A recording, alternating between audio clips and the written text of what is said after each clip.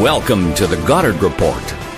Comments made on the Goddard Report and TalkDigitalNetwork.com are an expression of opinion only. Here is Jim Goddard.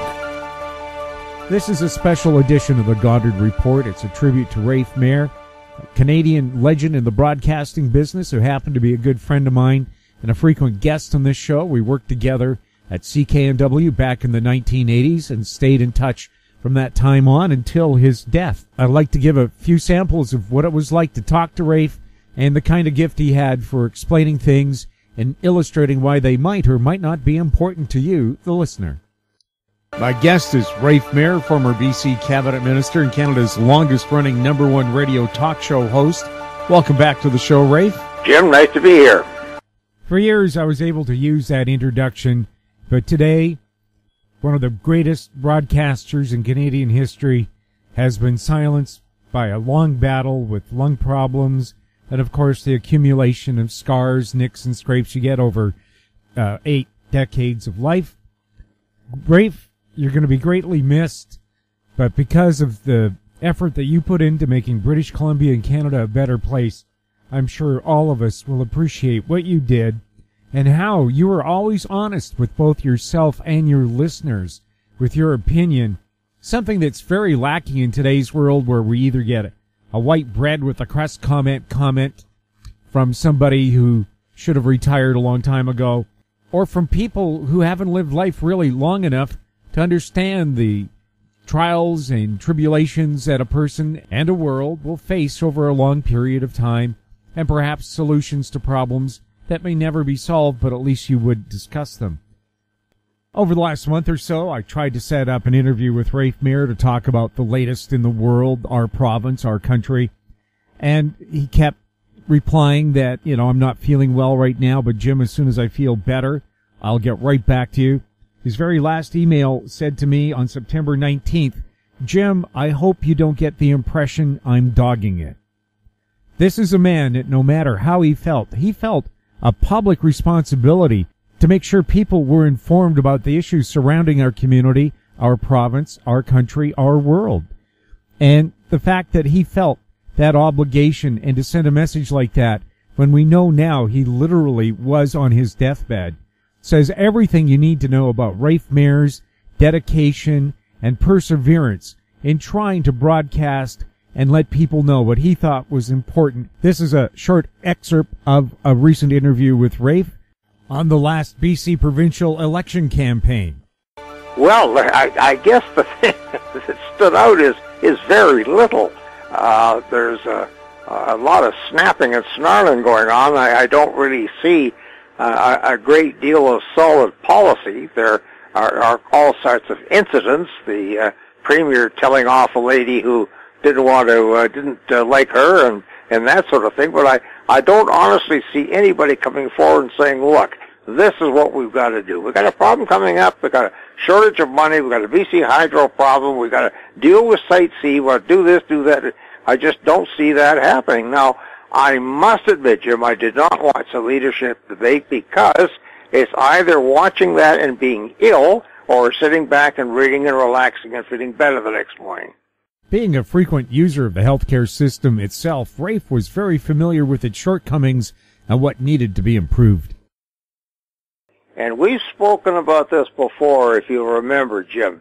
There's a problem in healthcare that is countrywide, and it's going to take a countrywide fix to get it going again. And very briefly, the law and the administration of health has not kept up with the changing science.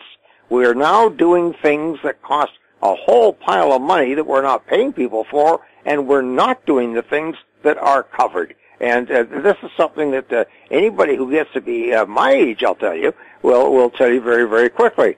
When I was health minister, I don't think I heard 5 words out of people about, oh my God, the high cost of drugs.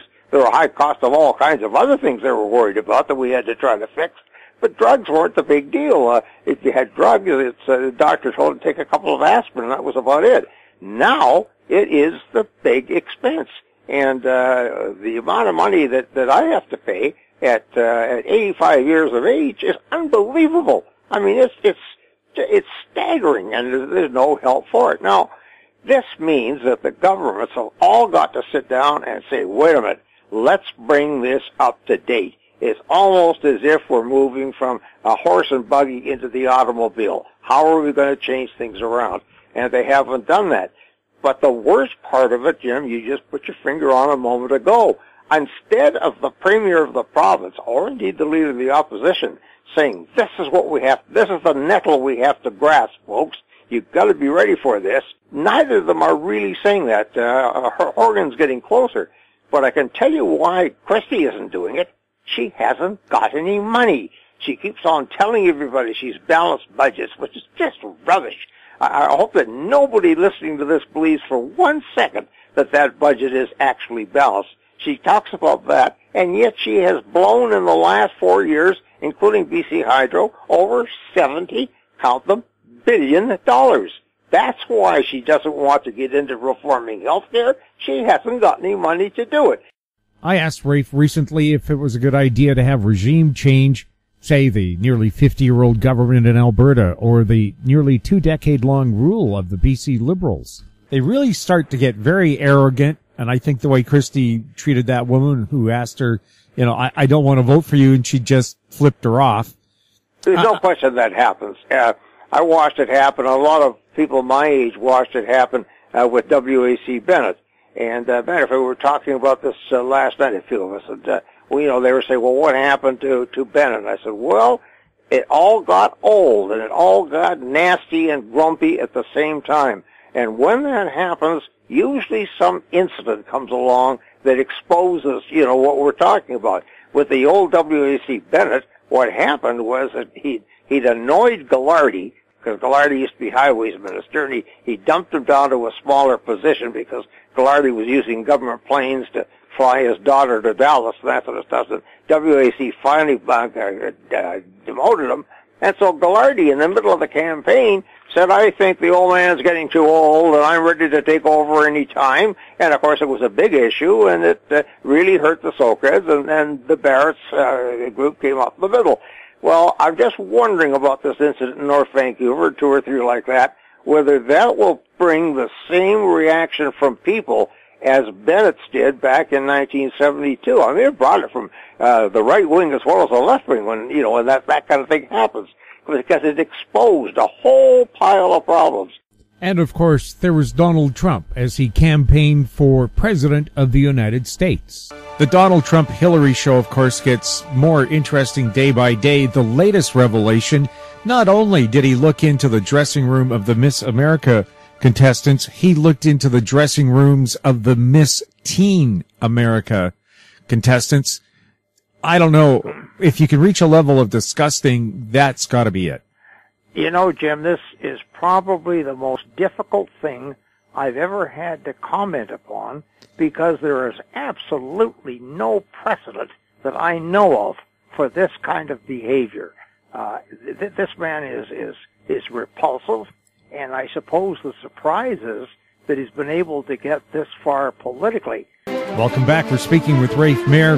Rafe, the honeymoon period, I believe, is over for Prime Minister Justin Trudeau. 2 measures that just came in without consultation with the provinces or anybody else: the carbon tax and the changes to the mortgage rules that could, in theory, take $1 trillion out of the Canadian economy overnight.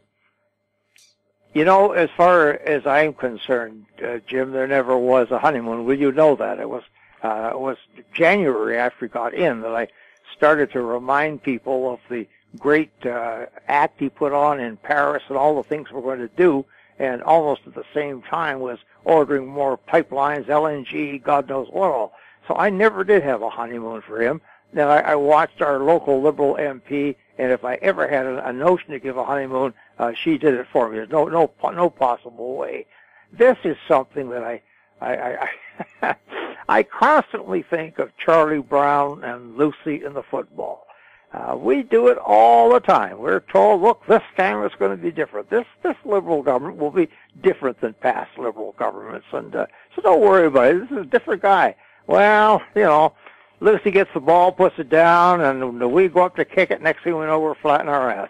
It's the same thing. Now, I am not saying this is an anti-liberal philosophically, because that's probably where I would be and was for a long time of my life. I'm talking about the Liberal Party of Canada. And they only have one object, and that's to get reelected. And to do that, they do the good things in the places that will get them votes that matter, and they do the bad things that will get them either no votes or votes that don't matter. And this is just constantly the way that they do it. Rafe Mair always said he was a British Columbian first, a Canadian second. He didn't feel the rest of the country understood British Columbia. He really thought there was a difference for the beings who live on the wrong side of the Rockies, as he put it. He always thought that somebody had to speak up for British Columbia because population-wise, we're not a big hunk of Canada, but he thought because of our unique environment and upbringings that perhaps we should have a unique voice. He talked about Senate reform. He was a good lawyer. He was a very good politician.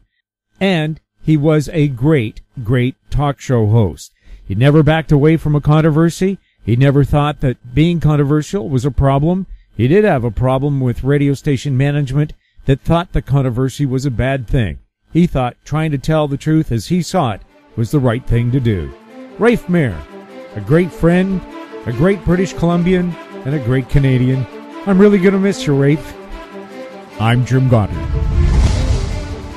Comments made on the Goddard Report and TalkDigitalNetwork.com are an expression of opinion only. The Goddard Report is available online and mobile at TalkDigitalNetwork.com. The Goddard Report is a production of Howe Street Media Incorporated.